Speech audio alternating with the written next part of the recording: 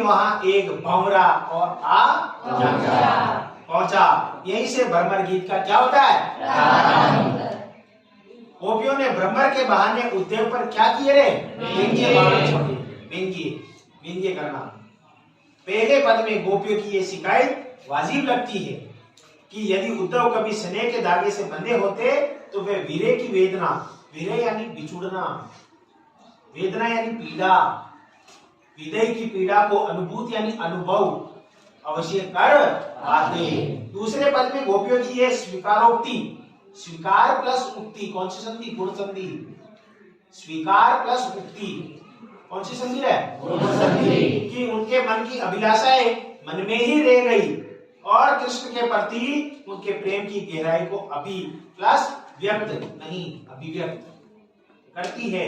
तीसरे पद में वे उद्धव की योग साधनाओं को कड़वी ककड़ी जैसा बताकर, कौन सी ककड़ी? हाँ, जैसा बताकर अपने एक निष्ठ प्रेम में दृढ़ विश्वास प्रकट करती है। चौथे पद में उद्धव को ताना मारती है कृष्ण ने अब राजनीति पढ़ ली है। अंत में गोपियों द्वारा उद्धव को राजधर्म, प्रजा का हित याद दिलाना सूरदास की लोक धर्मिता को दर्शाता है। ये इस प्रकार होता है। उद्धव वहां आता है, संदेश लेकर आने के लिए जैसे जाता है, वो उनको विरह वेदना पे पाता है कि साला जिस रास्ते से यहाँ से कृष्ण गए वहां मेरी नजरें बिछी हुई है कि कब जाके कृष्ण आ जाए। 10,000 रानियां कहते हैं इसकी कृष्ण की हकीकत नशा होता ना, सिगरेट कौन, दारू कौन, नशा है। उसी प्रकार किसी की भक्ति में लीन होना ये भी नशा है। आगे अब पहला पद, उदो तुम हो अति बड़ भागी, अपरस रेत स्नेह तगाते, अपरस रेत स्नेह तगाते, नाहिन मन अनुरागी, पुरहिन पात रहत जल भीतर, ता रस देह न लागी, जो जल मां है तेल की गागरी। गागरी का मतलब बूंद, बूंद ने ताको लागी, प्रीति नदी में पाँव ने बोरइयो, प्रीति यानी प्रेम नदी में पाँव को मत भिगोना, दृष्टि ने रूप परागी, और दृष्टि यानी देखना, किसको? ने यानी नहीं, दूसरों दृष्टि को ना, परागी दूसरों को मत देखना।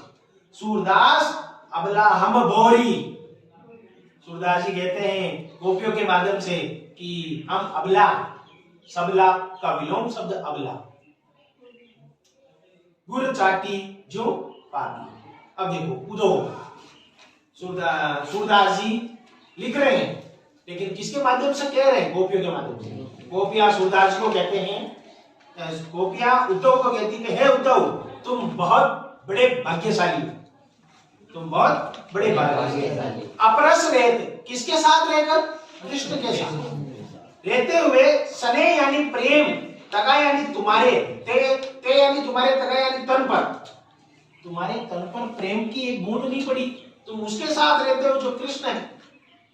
नाहिन मनो अनुरागी, और ना ही किसी तुम्हारा मन किसी के प्रति अनुरागी हुआ, ना बना। तुम कृष्ण के साथ रहते हो, ना तो तुम्हारा मन किसी के अंदर लगा, और ना तेरे शरीर में एक बूंद या तुम्हारे शरीर पर उसके प्रेम रूपी जल का बूंद नहीं गिरा। किसने कहा?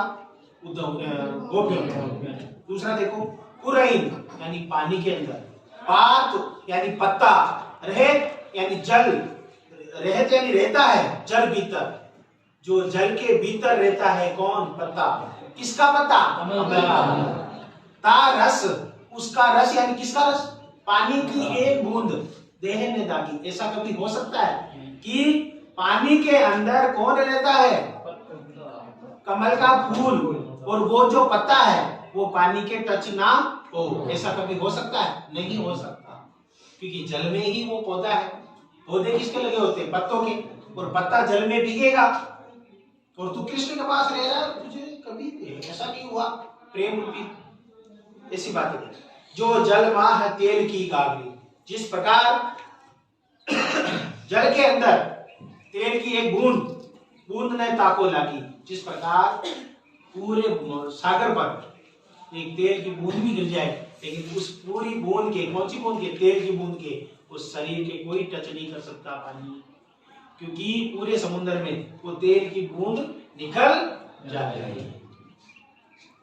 समुद्र को घमंड होता कि मैं इतना